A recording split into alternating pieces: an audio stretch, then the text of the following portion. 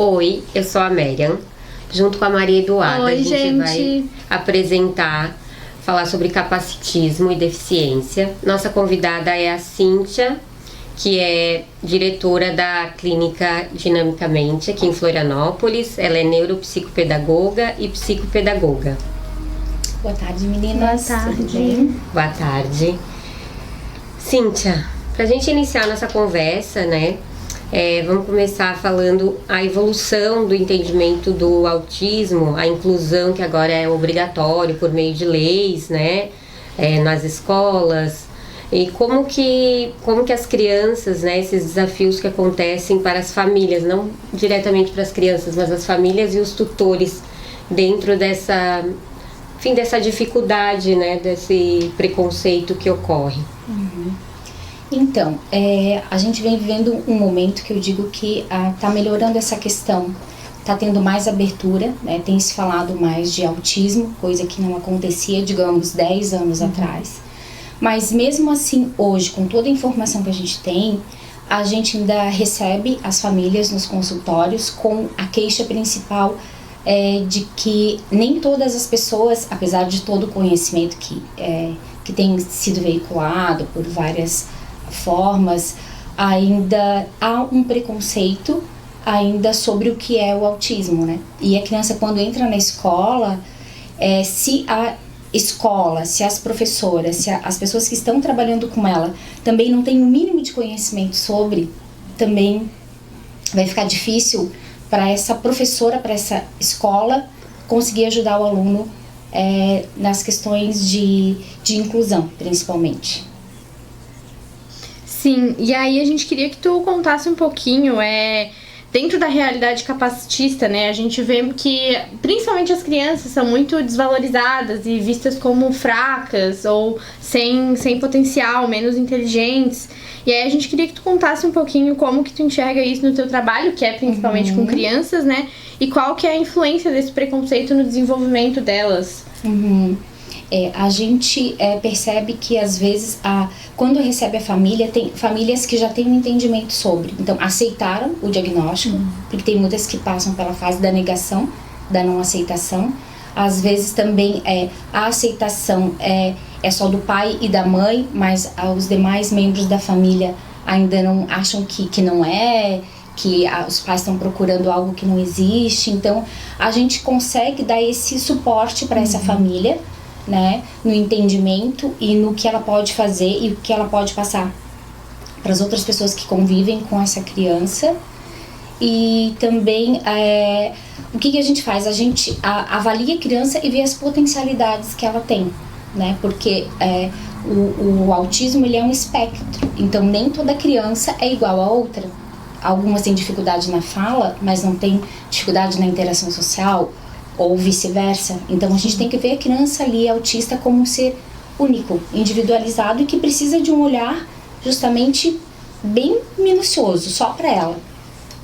É o que acontece, né? Que às vezes por ter algumas têm um grau, outras pessoas às vezes não entendem ou têm essa dificuldade de aceitar, né? E também o que eu acho que acontece muito é que às vezes coloca como se fosse todo mundo dentro da mesma caixa e que... Isso, né? E outra coisa que acontece, a criança autista, ela transita entre os níveis também.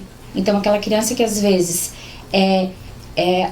teve um desenvolvimento normal até 2 anos, falando, socializando, chega a 2 anos, a criança perde habilidades que ela tinha. Então, aí tem que entrar com estímulos para ela voltar a ter as habilidades que ela tinha anteriormente. E em outros casos, a criança não fala, por exemplo, ou não tem interação, e com as terapias a criança acaba desenvolvendo essas habilidades, né? E às vezes até esse preconceito dentro da família ali, do ambiente familiar, acaba prejudicando muito, né, o desenvolvimento da criança, porque ela tá vendo ali que era um lugar para ela ser amparada e às vezes ela não é. Isso, porque que muitas vezes as famílias, por falta de conhecimento, acham que o autismo é uma condição uma condição permanente, mas não é uma doença, né? Que precisa de tratamento, claro, mas que tratamento que é esse? Com terapias, às vezes, depende do caso, com medicação também, né? Mas a criança não é doente, ela não é incapacitada de desenvolver as habilidades que qualquer outra criança típica desenvolve naturalmente, digamos assim. Ela precisa de mais estímulos. Sim, sim. Como que o capacitismo, né, vê as deficiências como se fosse uma anomalia? E que impacto tu acha que isso traz na sociedade? As pessoas com algum tipo de deficiência, elas ainda têm que se pautar pelo respaldo das leis, para que os seus direitos sejam assistidos, sejam atendidos, né? Então, sendo que se a sociedade tivesse uma conscientização de que o deficiente tem os mesmos direitos que nós, isso não seria necessário, né? Então, não precisaria ter a fila para especial no banco, no supermercado, enfim, né? E eu acho que isso não deveria ser nem um conhecimento concedido só para as famílias que têm as pessoas com deficiência, para toda a sociedade, né? Porque às vezes, até quando essa criança, enfim, crescer, enfim, ela vai para o ambiente de trabalho, vai para o ambiente acadêmico, e se esse preconceito não for, né, nessa... desmistificado, isso. Enfim... Vai cada vez mais só ficar nesse ciclo, assim, né? De preconceito e sempre visto como vulnerável, né? Isso, e às vezes esse preconceito ele vem velado em forma de elogio. Por exemplo, tem uma criança com uma mãe numa fila prioritária no supermercado, vamos supor, ou, enfim, em outro lugar. Aí chega uma pessoa e diz, nossa, que linda essa criança e tal, mas vocês viram que esse aqui é uma fila para criança, para pessoas com deficiência? Daí a mãe tem que dizer, não, mas ela é autista. Daí a outra pessoa fala, não, mas autista, mas ela não tem cara de autista. Nossa, ela é tão linda.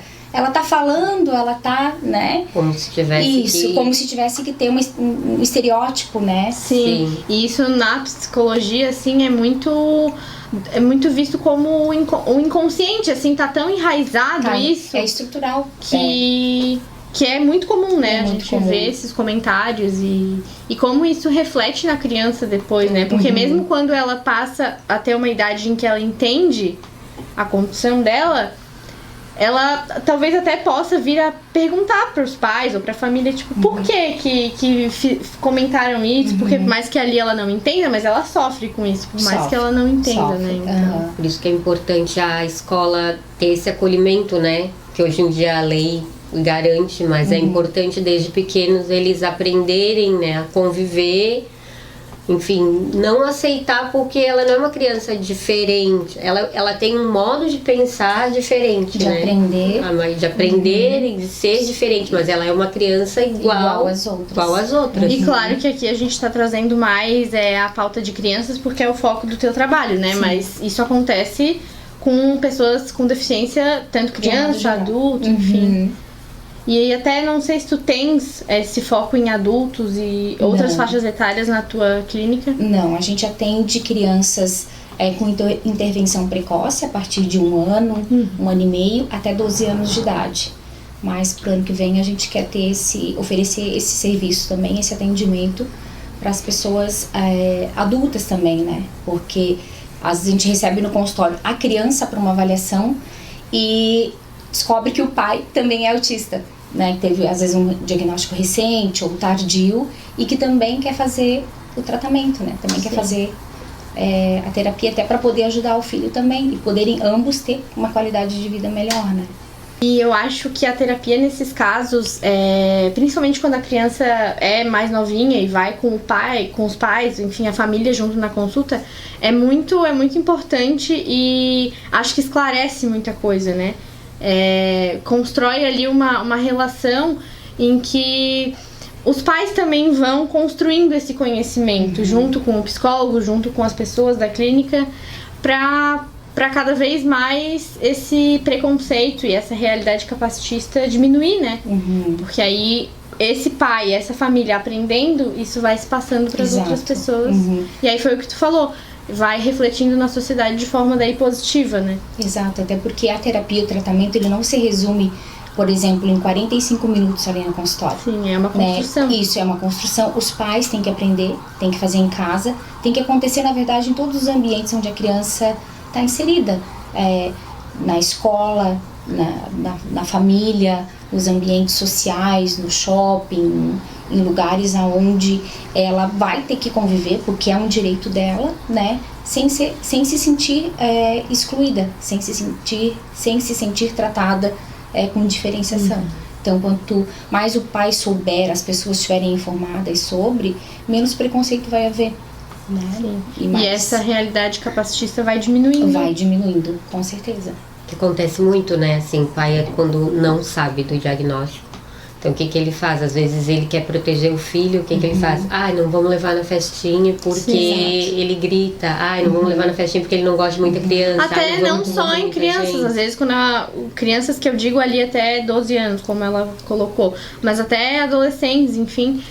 Acontece às vezes de ter essa proteção, assim, de não vamos levar, mas né, o adolescente principalmente tem que se desenvolver ali, tá com outros adolescentes também. E a criança só vai aprender a desenvolver aquela habilidade no ambiente, né? Em outros ambientes também. Então não adianta super proteger, como a Mary falou, os pais, vamos deixar em casa, não vamos levar, pode ter muito barulho, pode a criança se desregular e ter uma crise ali, o que a gente vai fazer? Né? Então a gente em terapia dá orientação para que esse pai quando leve essa criança, né, coloque essa criança nesse ambiente para que ela possa aprender ali, e se caso aconteça alguma desregulação, ele vai poder saber lidar com aquela situação, né? E até porque essa criança no futuro ela vai virar um adulto e por mais que às vezes os pais achem que isso não faz diferença agora, é bom a gente proteger, mas ali no inconsciente da criança ela já tá vendo que eu posso ir em qualquer lugar, que eu vou ser tratada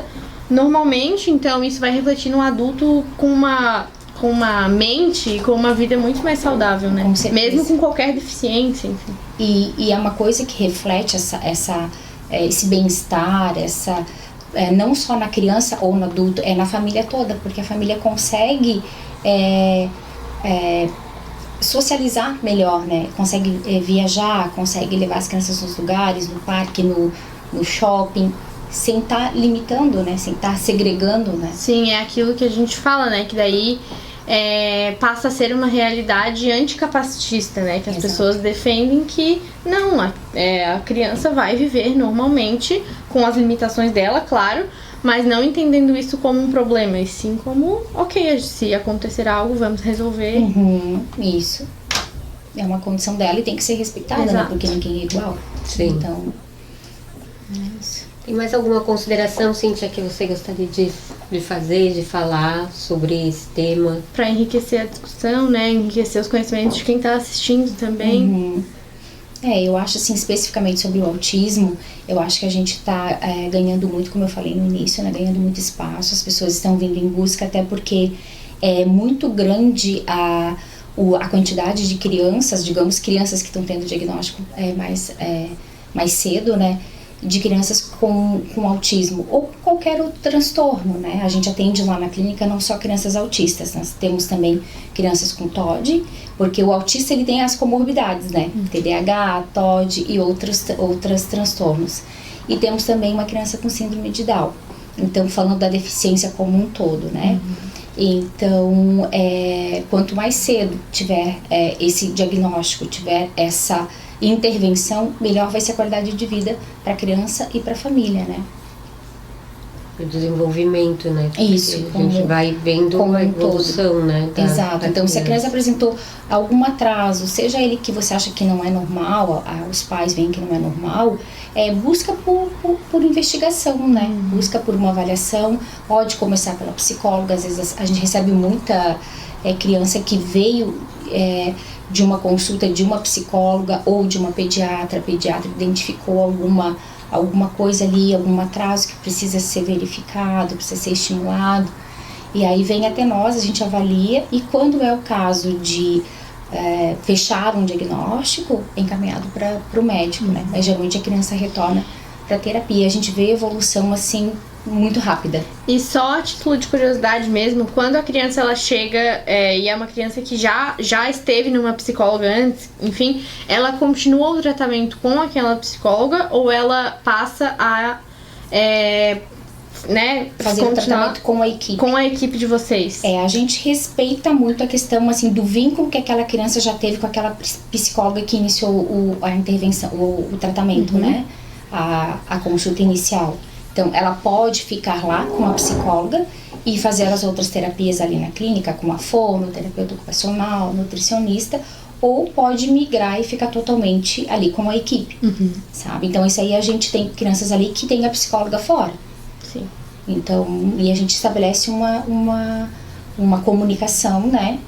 Para fazer o plano terapêutico daquela criança e é bem comum.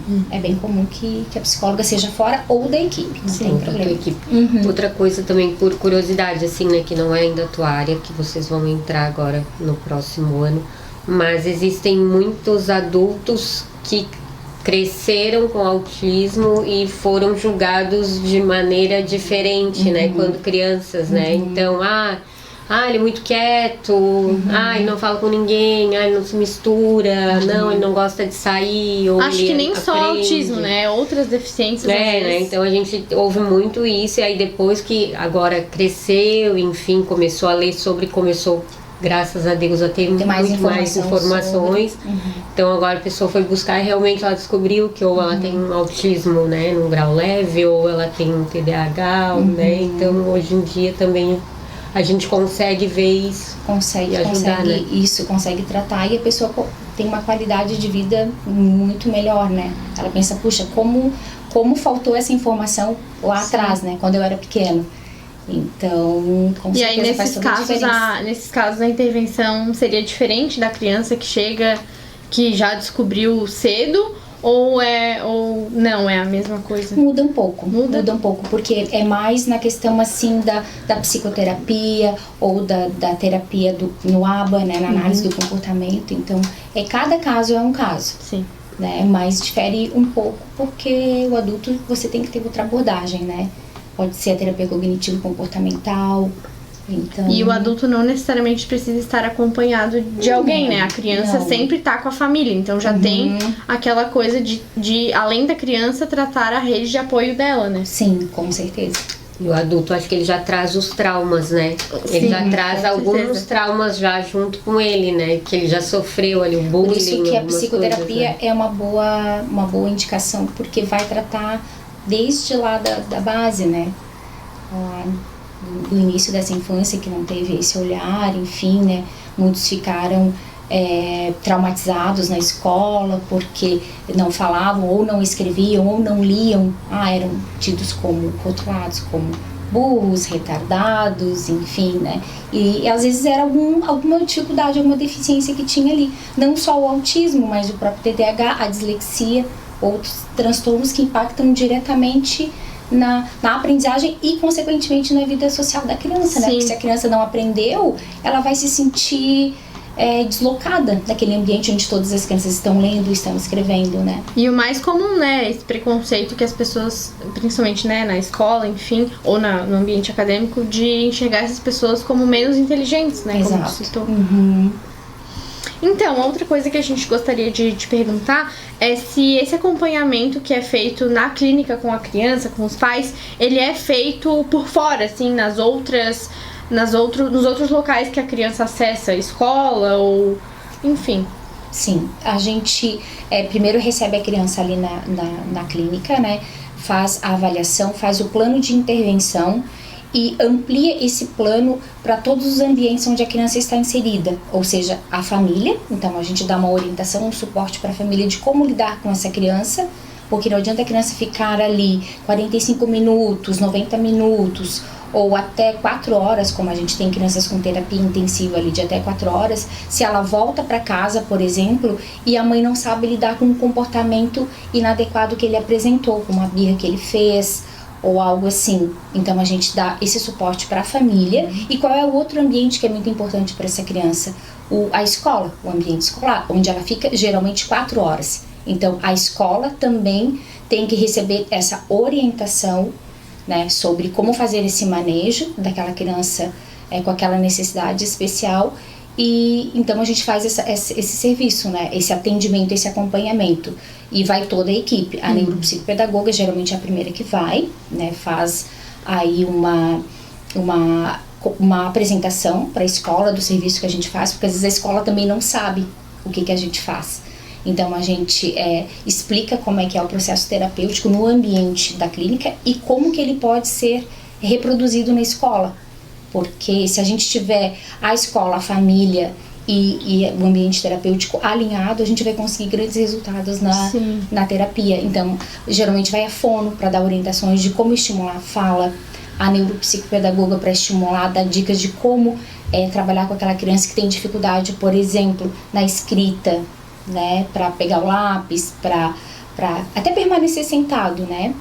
E vai também a psicóloga para trabalhar as questões de socialização. Os coleguinhas às vezes não querem brincar com aquela criança que geralmente do nada ela grita ou do nada ela se joga no chão. Tem aquele comportamento que os amiguinhos não sabem e não entendem. Então a psicóloga vai e faz um trabalho de conscientização. Então, dessa forma a gente consegue estabelecer esse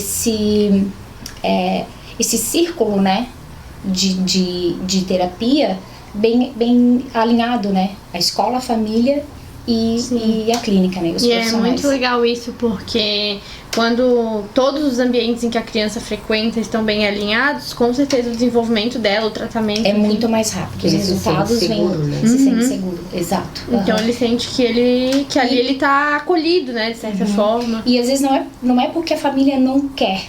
Ela não sabe, falta conhecimento, né? Às vezes é uma coisa simples, é uma dica simples que tu vai dar para aquela mãe que vai ajudar, vai facilitar a vida dela muito. E a mesma coisa na escola. Então, se você dá uma orientação simples para aquela professora de como lidar, não só para a professora, para a direção, para a coordenadora, né? De como lidar com aquela criança se ela apresentar um comportamento que para os demais parece ser agressivo, digamos assim, então eles vão saber lidar, né? Então o conhecimento vai ser benéfico, né? Vai trazer grande... Ai, gente, agora... Resultados, exatamente. Agora no final foi.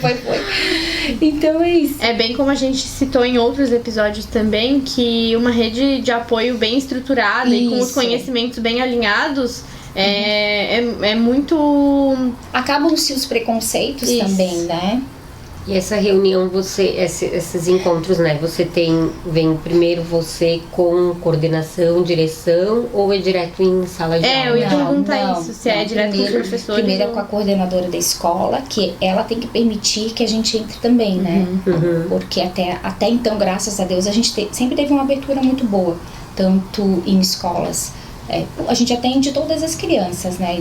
Que frequentam escolas públicas e escolas particulares. Então, a gente vai fala com a coordenação e fala que a criança está sendo acompanhada, fazendo um tratamento e tal, e que a gente gostaria de fazer uma parceria, digamos assim, né, para que a gente pudesse uma fortalecer o trabalho da outra, né, e que fizesse e estabelecesse uma comunicação mais estreita também. E geralmente é pela coordenadora, depois a gente fala com uma professora e depois são planejadas dinâmicas para serem feitas dentro da sala de aula com a criança, né, com o paciente, com a criança com alguma deficiência e os demais coleguinhas. Sim. E já houve algum caso em que a coordenação não aceitou, assim? Porque isso também, se tivesse acontecido, reflete muito do preconceito, né? Sim. O que acontece assim, o que aconteceu já que eu já vivenciei esse ano, há uma abertura, a gente chega até na escola, conversa com a coordenadora, conversa com a professora, alinha algumas orientações, mas dentro da sala de aula, na prática, isso não acontece. Então é como se tivesse ali, ainda tem um preconceito velado ali, isso, assim, eu não vou fazer diferente, ou quem tem que fazer, quem tem que preparar essa aula é o professor, o segundo professor, por exemplo, né? E não, se o professor tá ali, ele tem que pensar naquele aluno individualmente também, não só no coletivo. Então, o que acontece às vezes que a gente sabe que na prática, às vezes ali, realmente não acontece aquilo que foi acordado, que foi orientado, que foi alinhado, né? É isso, obrigada, Cíntia, por ter vindo aqui. A gente agradece muito com a gente. Eu que agradeço e sempre que quiserem, estarei à disposição. A gente vai colocar o Instagram, o endereço da clínica da Cíntia também na descrição do vídeo para quem quiser dar uma olhada. E é isso, espero que vocês tenham gostado, que tenha agregado conhecimento e até o próximo episódio. Tchau. Tchau.